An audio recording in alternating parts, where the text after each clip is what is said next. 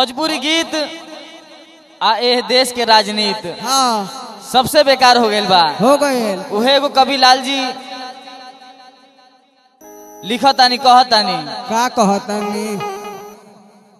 कि भोजपुरी के डुबावे में,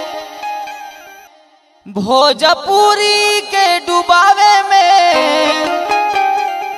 नयो जो हो खता जवन सोचले न रही तवन रोज हो खता जवन सोचले रोज हो भोजपुरी के डुबावे में नयो जो हो खता, भोजपुरी के डुबावे में ना वो जो हो खता जवन सोचले न रही तवन रोज हो खता जवन सोचले न रही तवन रोज हो खता।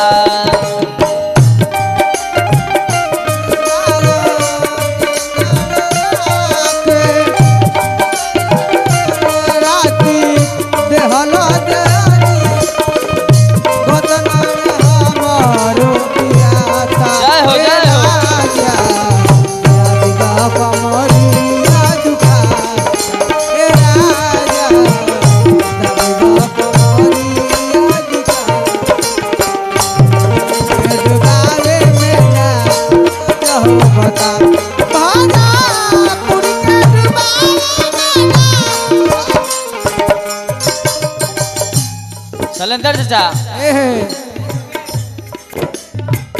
कैसे बोलाई लोग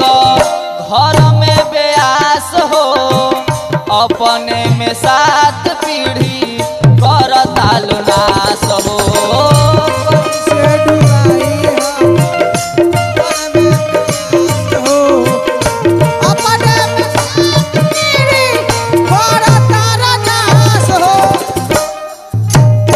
मनोज भैया कैसे बोलाई लोग घर में ब्यास हो अपने में सात पीढ़ी करता नाश हो घर में ब्यास हो अपने में सात पीढ़ी करता नाश हो। देखी मंच पर चुमा के परपोज हो खता, करद हो खता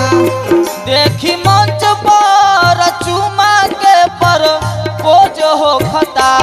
जवन सोचले न रही तवन अरे रोज हो खता जवन चले न रहनी तवन रोज हो खता जवन सोचले न रही तवन रोज हो खता जवन चले न रहनी तवन रोज हो खता।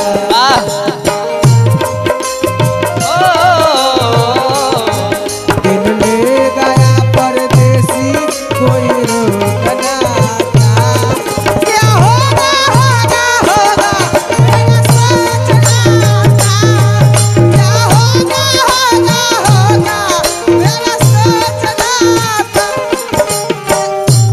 चले न रहनी तवन रोज हो खता तवन सोचले न रहनी तवन रोज हो खता। और का श्री भाई सुनील भाई यह भोजपुरी गीत उहे बही तजे गावतावे बाऊ ना भैया लोगवा बोलावतावे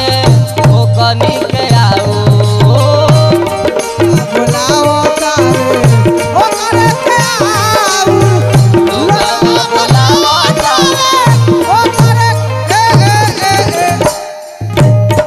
सलेंदर चाचा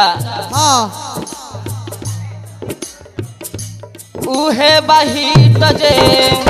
गावतावे बाऊ लोगवा बोलावतावे ओ कनी के आऊ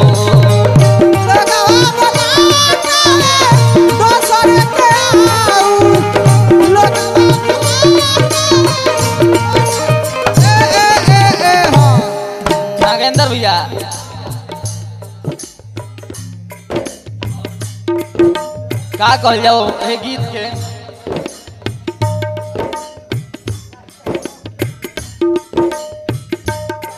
सारा दोहा चौपाई का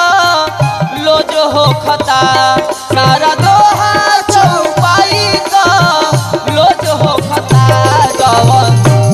सोचले न रही तवन रोज हो खता जवन सोचले न